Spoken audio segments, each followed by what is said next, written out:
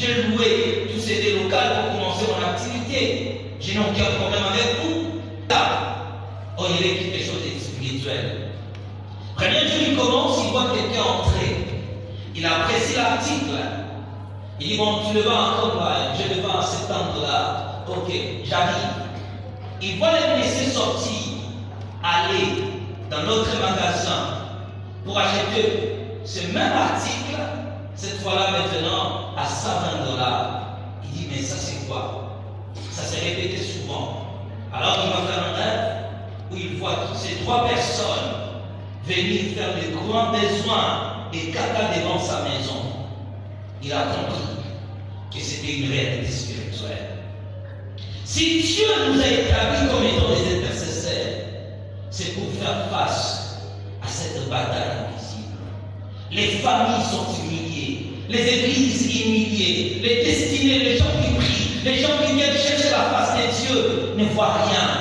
Les gens ne progressent pas, malgré le frais de la prière. Il dit dans Psaume, je n'ai jamais volé, je n'ai jamais menti.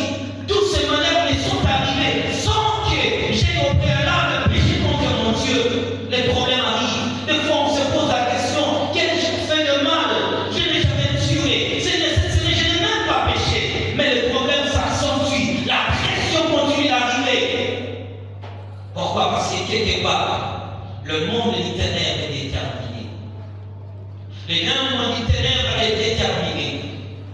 L'innocence n'est pas seulement la garantie qui sécurise le bonheur de l'homme. Tant des innocents sont en prison, ils n'ont rien fait.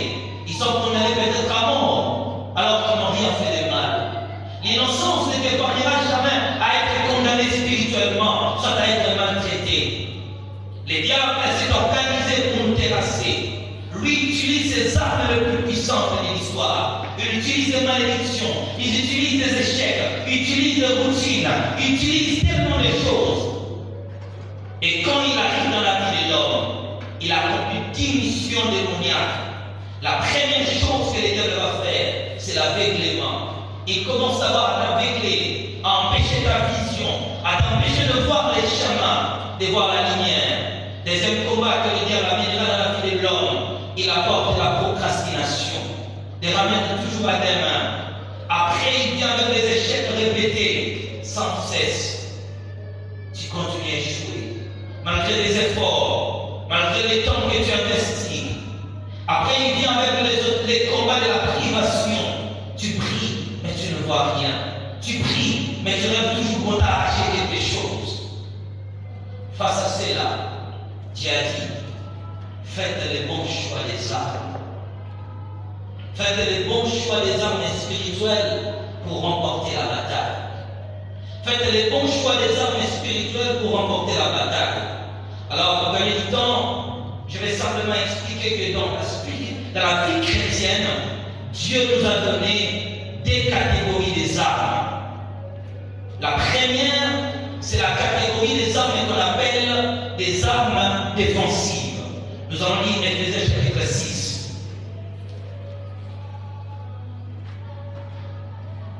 Mais ces armes défensives aujourd'hui ne seront pas l'objet de notre enseignement. Cependant, nous allons lire toutes les armes spirituelles que Dieu nous a données face à l'adversaire. Éphésiens chapitre 6. Nous prenons le verset 10 jusqu'au verset 11. Et puis, nous allons prendre maintenant le verset 14 et descendre après. Éphésiens chapitre 6, verset 10 à 11. Au reste, fortifiez-vous dans le Seigneur et par sa force toute puissance.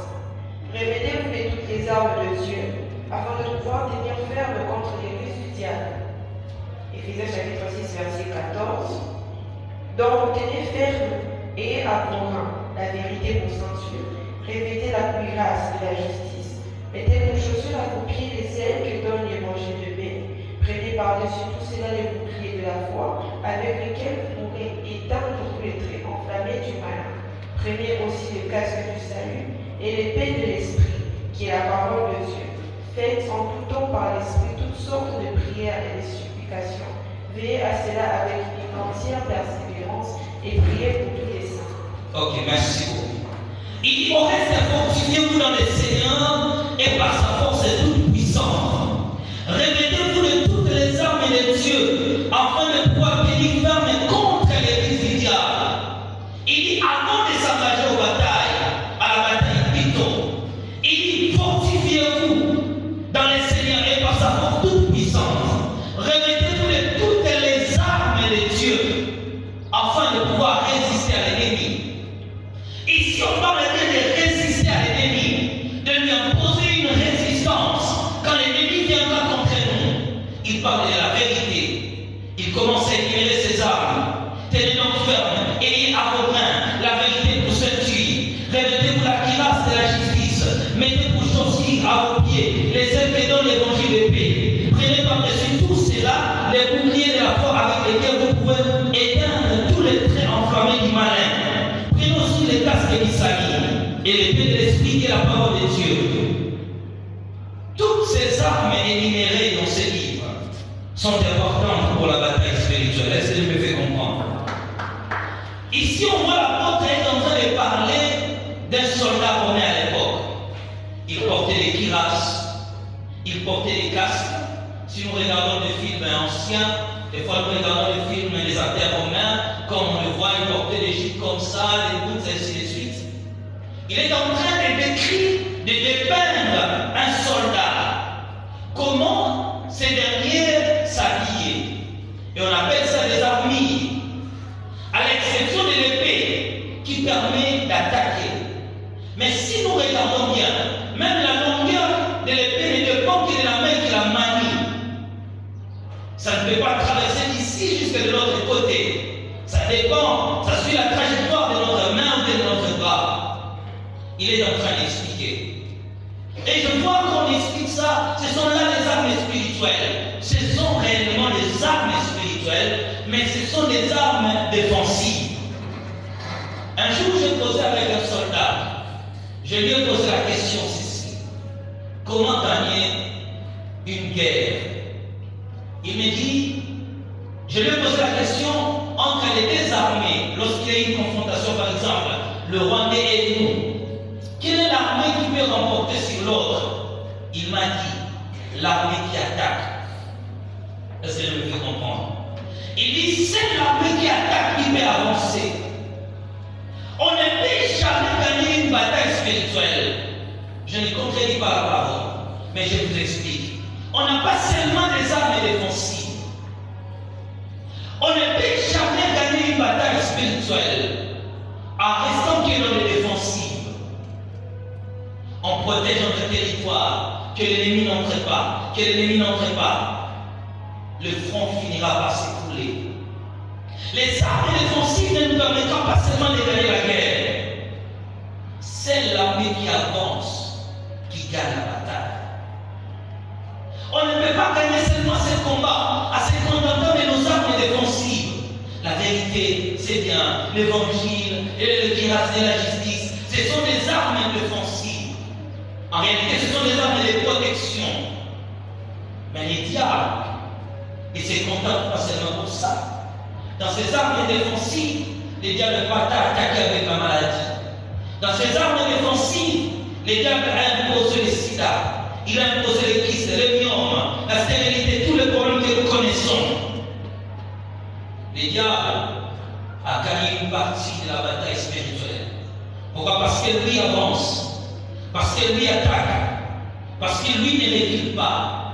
Tu ne gagneras jamais un combat spirituel aussi longtemps que tu n'attaques pas.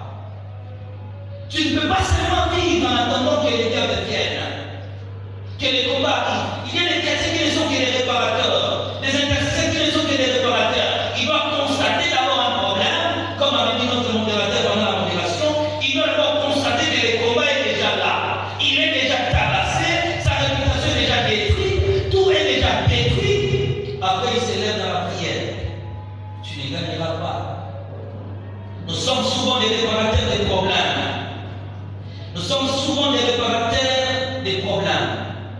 Tant des chrétiens, tant des intercesseurs sont que dans les défensives.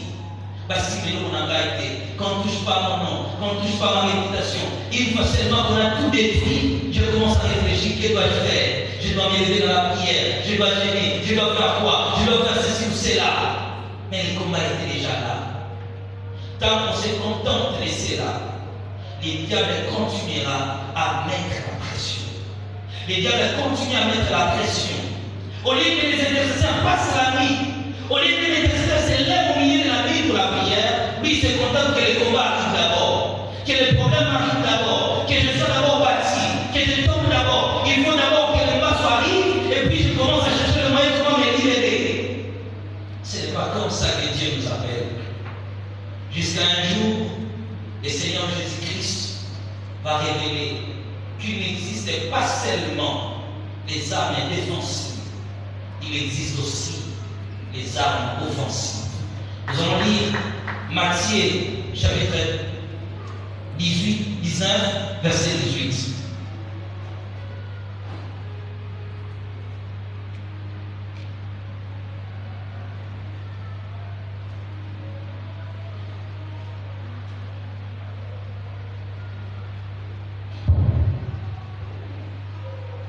Matthieu chapitre 19, verset 18. Et Jésus répondit, tu ne tueras point, tu ne commettras point d'adultère, tu ne dévoreras point. Matthieu 16, verset 18. Matthieu 16, verset 18.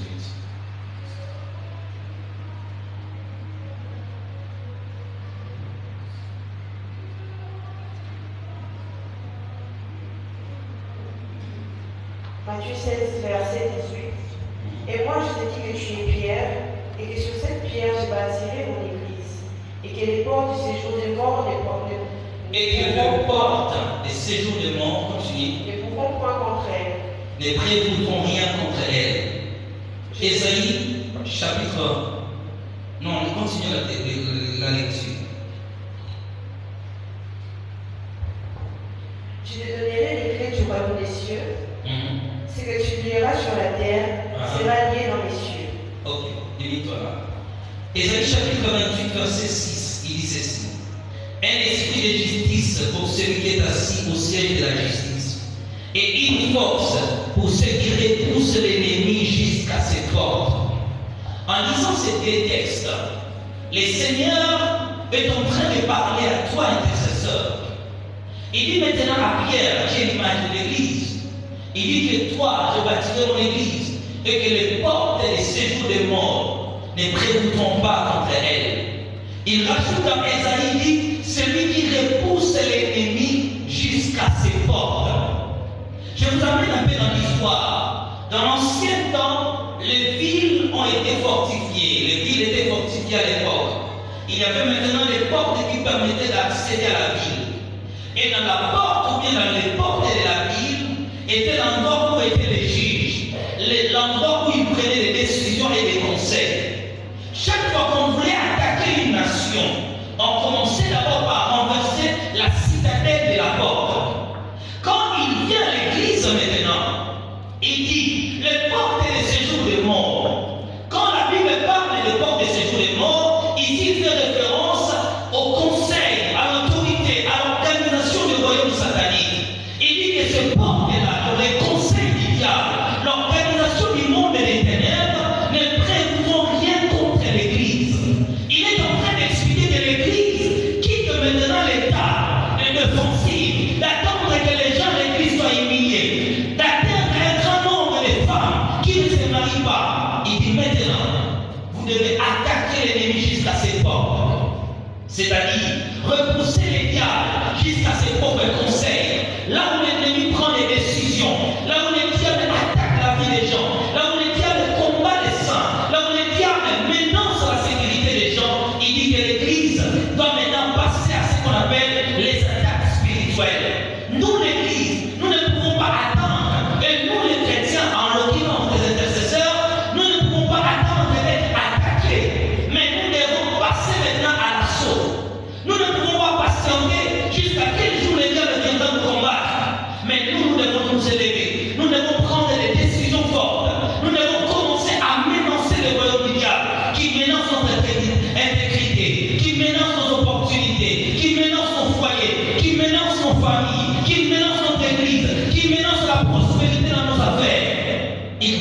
passer maintenant à l'attaque.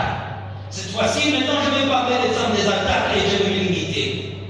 Lorsqu'on veut maintenant combattre, lorsqu'on veut combattre les royaumes sataniques, lorsqu'on veut combattre les royaumes des décisions, lorsqu'on veut combattre l'empire du mal qui jette l'opprobre sur nos vies, lorsqu'on veut combattre celui qui est à la base de ton malheur, de ta souffrance, de ta douleur, de ta pauvreté, de ta souffrance, toutes les réalités auxquelles tu es confronté, la première arme que Dieu nous a donnée, qui nous permet de combattre l'adversaire, la première arme qui quitte les côtés défensifs pour passer maintenant à l'assaut de la porte, de la citadelle de l'ennemi, la première arme que Dieu nous donne, c'est ce qu'on appelle les gènes. Est-ce qu'on veut dire ensemble les gènes? Lisez Psaume chapitre 35, verset 13.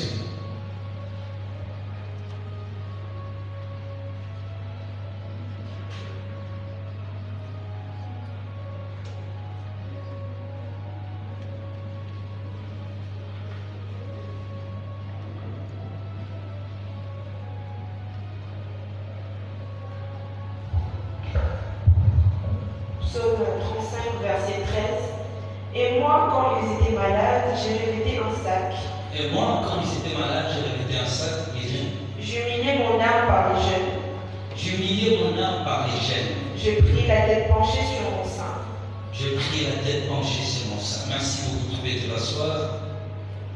Le premier profit que nous, chrétiens, nous avons face à tous les combats spirituels auxquels nous sommes confrontés, l'Église du Seigneur, les intercesseurs, la première arme d'attaque d'un intercesseur, c'est les gènes. Les gènes n'est pas d'abord un rite, un simple rite qui aurait quelques valeurs méritoires, mais les gènes d'abord, c'est l'attitude d'un homme qui volontairement s'humilie devant Dieu pour chercher sa face. Il y a une grande puissance liée aux gènes qui nous permet facilement de remporter la victoire.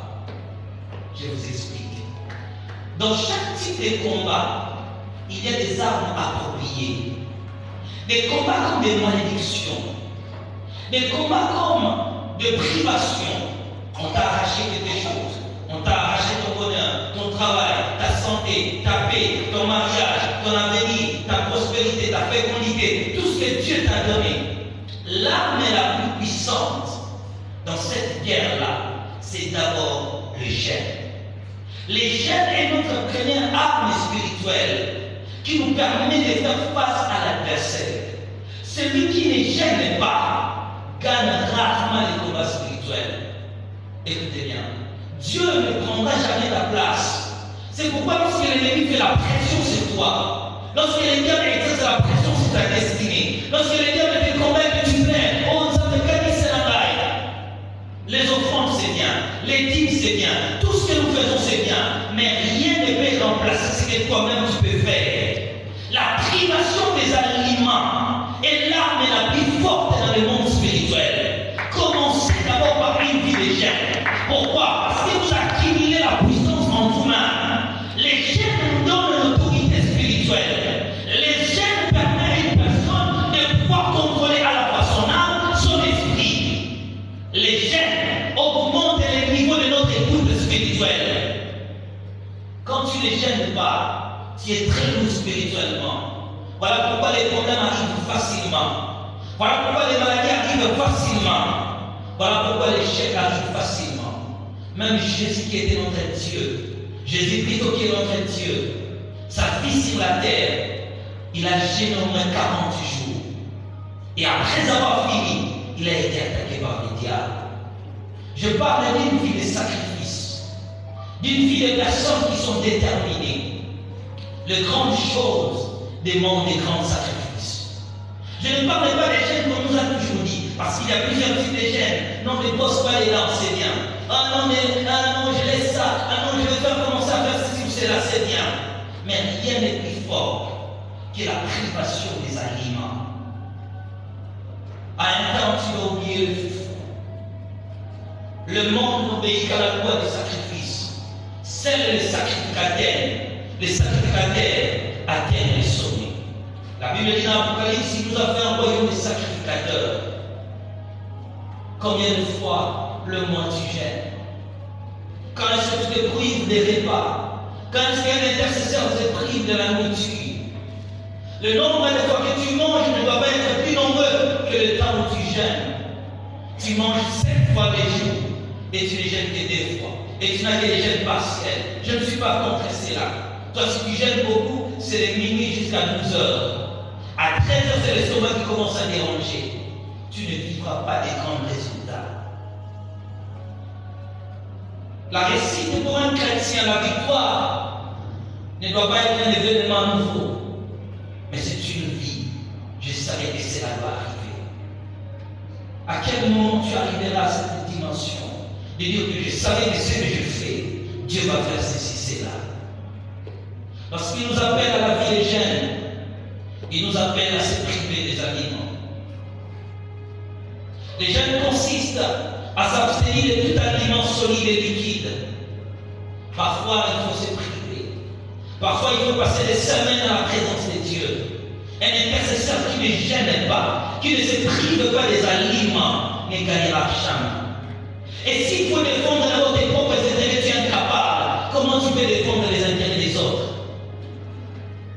Si pour toi c'est séparé de la nourriture, c'est comme si le jour de ta naissance tu es né avec le foufou. C'est impossible. Chaque fois que je donne un programme ici à l'église pour les jeunes, nous aurons notre jeûne de 40 jours pendant l'été. Combien de textos je ne parle ici? Quelqu'un m'a écrit à 9h30 pour me dire qu'on a mis sur le réseau par quelle méchanceté. Mais ce sont des gens qui crient à l'église. Tu n'es pas mon long, c'est que tu dis là. Personne ne se battra à ta place pour te donner la victoire. La victoire se mérite. C'est pourquoi on dit on remporte la victoire. On fait allusion à avoir combattu pour la gagner. Combien de fois tu gênes? Combien de fois tu te sacrifies? Depuis qu'on a commencé cette année, si on compte les jours, tu as gêné 5 fois. Mais tu attends de voir les grandes choses. Chaque fois que les démons, les sorciers te manipulent, sache-les bien, ils défient réellement ta relation avec Dieu. J'ai un pasteur qui a dit, c'est mon père spirituel qui a dit une fois, on s'est dans un moment qui m'a sauté.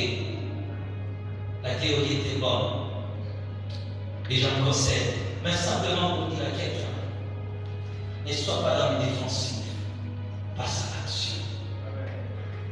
Ne sois pas dans le défensif, passe à l'action. Ne croise pas tes bras quand l'ennemi t'attaque à tout moment. La même personne, on parle de lui aujourd'hui, on parle de l'éternel, on parle de tous les prophètes, les ministres, les anges, c'est toujours elle, c'est toujours lui, c'est toujours lui. Un jour, il faut en finir avec ces derniers. Pourquoi?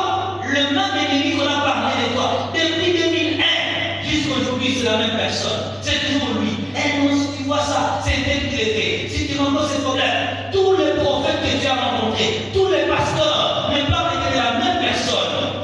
Cela remet en cause ta dimension de la puissance, les règles et le niveau du pouvoir que nous avons. Si on n'est pas puissamment élevé spirituellement, dans les dimensions très élevées, on ne gagnera pas le combat. Apprenez à vous sacrifier. Apprenez à vous sacrifier. Tous les postes élevés sont réservés aux sacrificateurs. Tu ne verras jamais devenir président de la République, devenir ministre, devenir député, une personne qui parle bien le français, qui a une base quelque part. Tout ça, ce sont que des images qu'on vous montre, parce qu'il y avait beaucoup de gens qui le soutenaient. Tout ça, c'est des images. Pour accéder à la gloire, il y a un prix à payer, c'est des sacrifices. Si tu n'apprends pas à gérer, si tu n'apprends pas à payer le prix, tu seras toujours là, à remettre en des mains, à espérer, patience, 2024, patience, 2027, patience, 2026, jusqu'à la tombe, tu vas patienter. Les jeûnes est le plus grand sacrifice que Dieu nous a donné. Les jeûnes est le plus grand sacrifice de la vie chrétienne. Habitue ton corps à la faim. Prive-toi des repas. Prive-toi des repas. Un jour, je suis allé voir un ami. Il m'a dit là un programme de jeûne de 40 jours. Et voici comment il gêne. Bien, Margarine est là, Platon et Savana. Sa femme venait avec les pains tous les soirs. Et le foufou ne manquait pas à 10 heures. Il a dit, je gêne de 3 heures à 9 heures. C'est drôle. Et vous voyez les gens là. Moi, je vais être un homme de Dieu puissant. Je dis hier aux jeunes, Dieu ne commence jamais par nous donner. Il commence par nous former.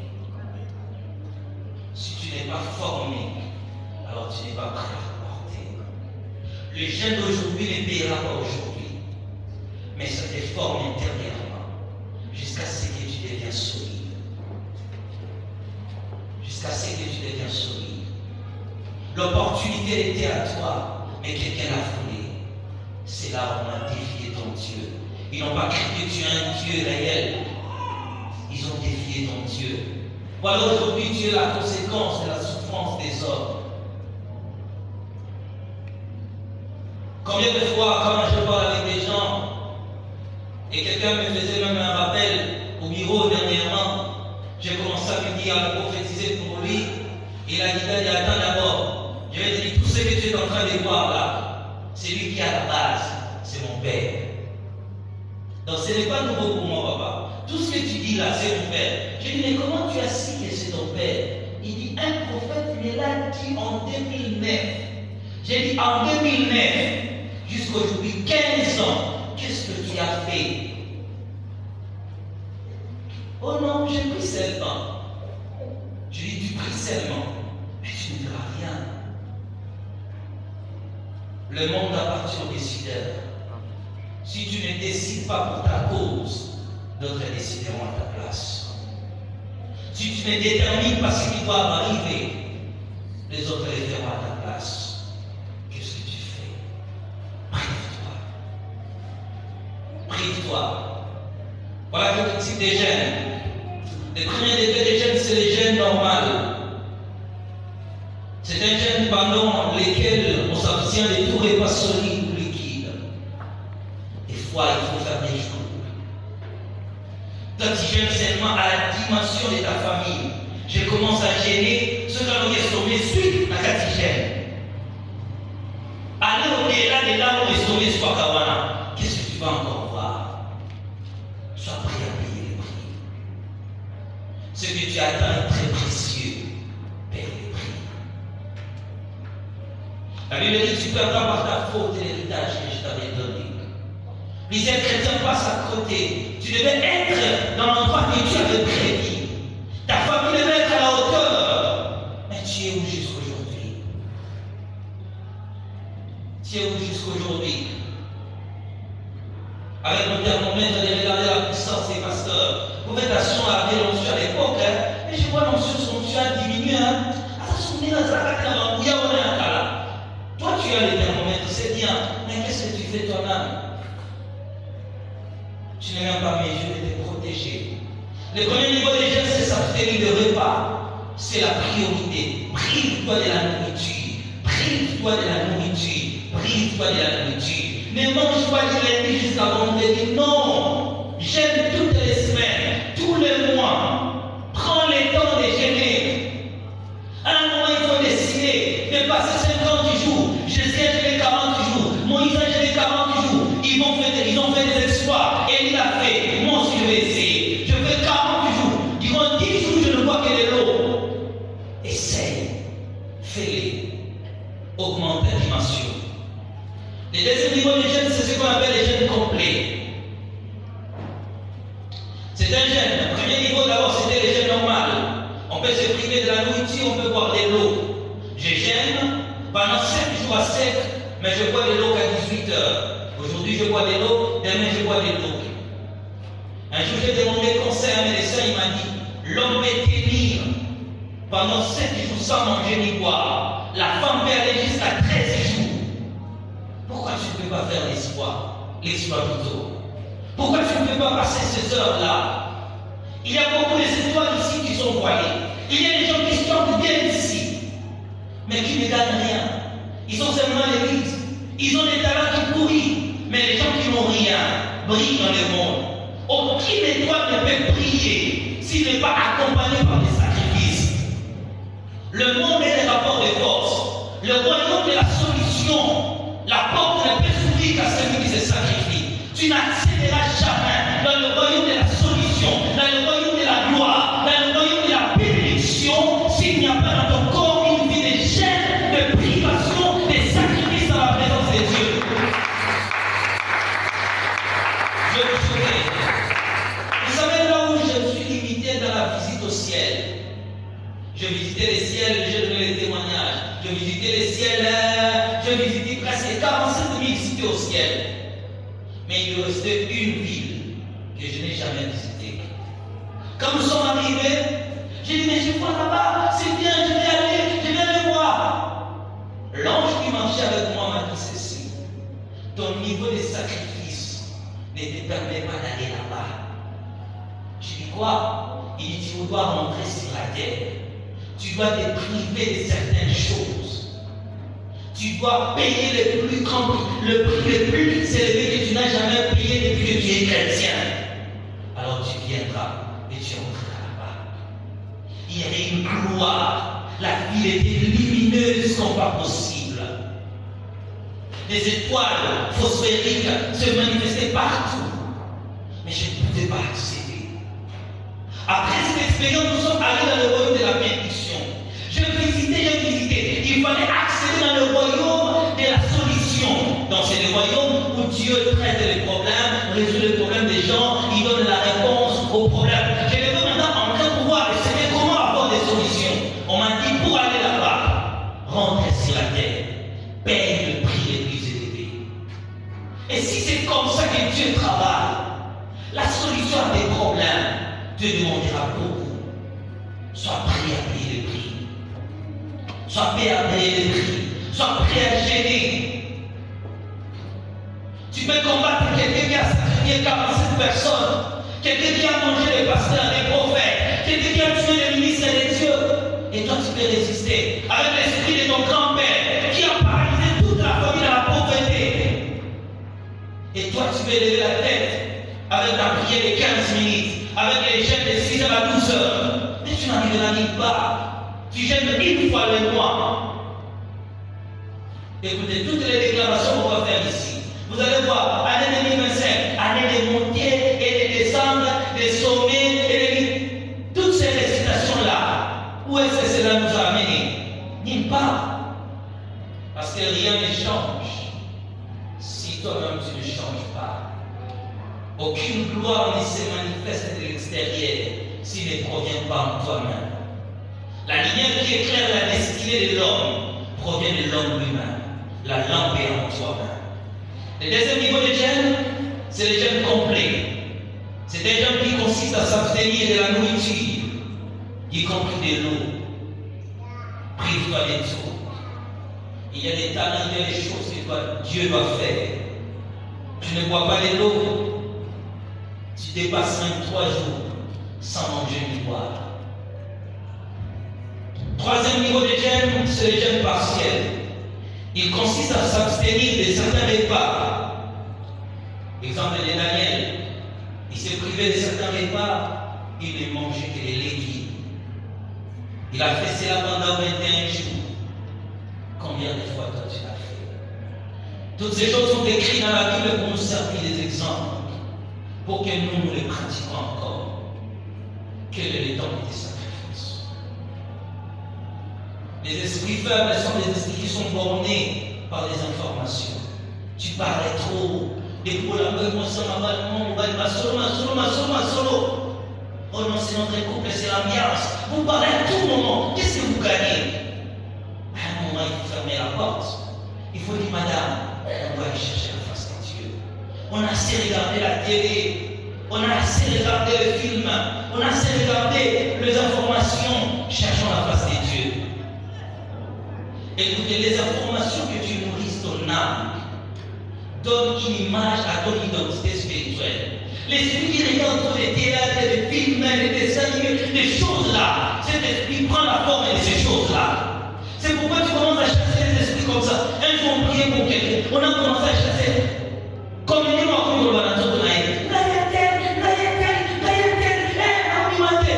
nous avons pensé que la triste là était sorcière. Or, ce n'était même pas ça.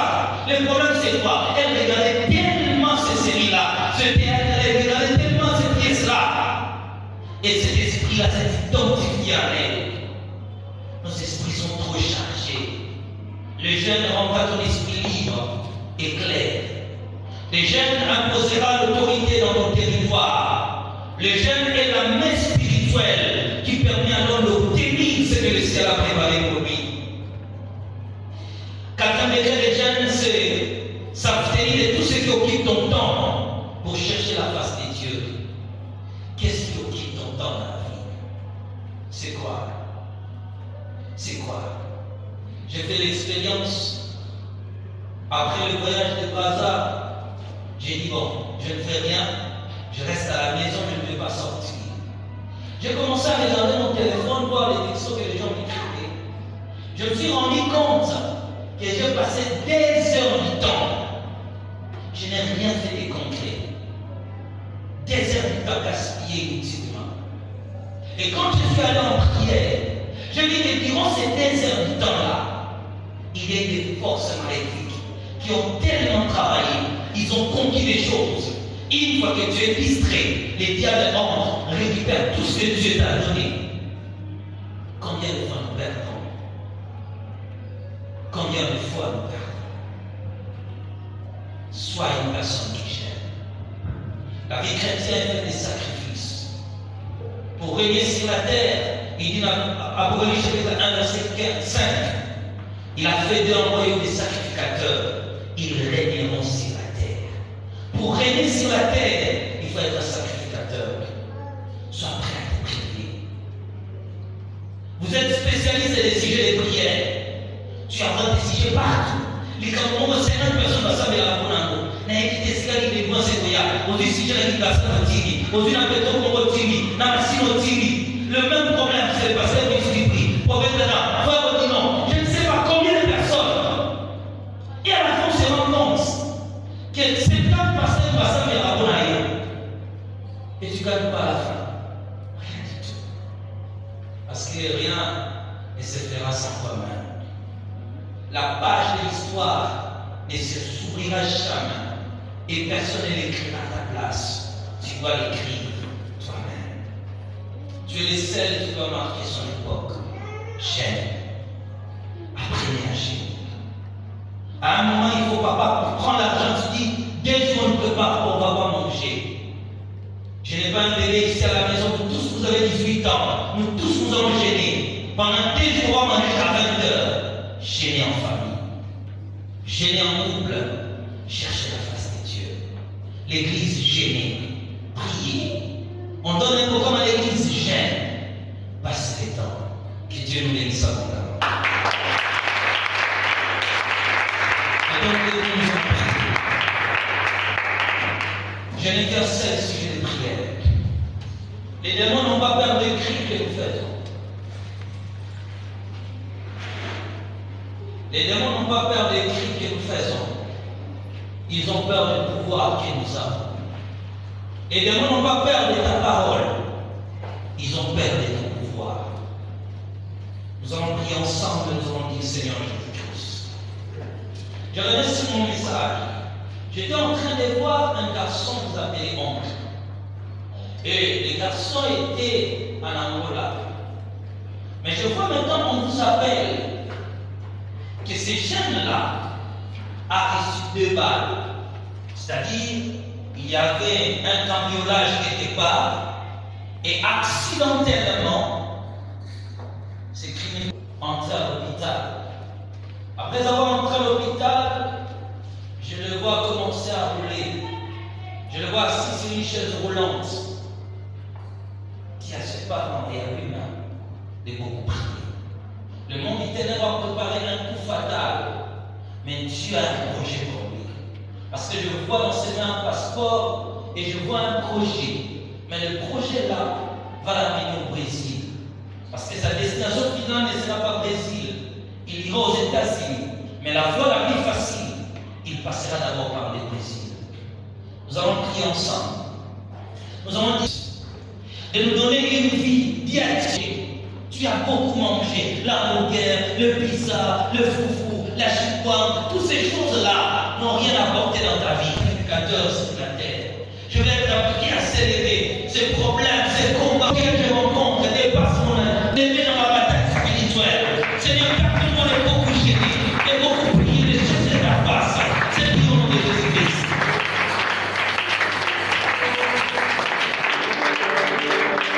Priez, priez, priez, priez.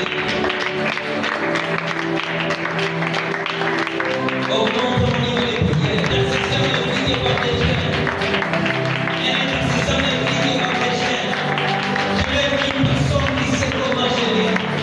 Je vais être une personne qui sait comment gérer. Seigneur, Dieu les armées. Je veux augmenter. Je veux augmenter les heures de prière. Augmenter les heures de prière. Un intercesseur sans gêne. Et une coquille vide. Priez, priez. Oh Dieu des armées, augmente mon niveau de sacrifice. Augmente mon niveau de sacrifice. Au nom de Jésus-Christ, je donne des combats. Je ne peux travailler vaincre que si j'utilise mes armes spirituelles, force spirituellement.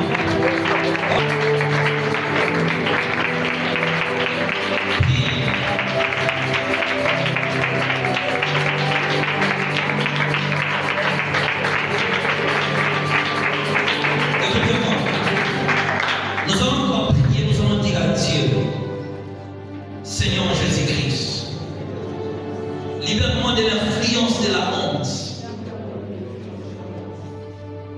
Ce n'est que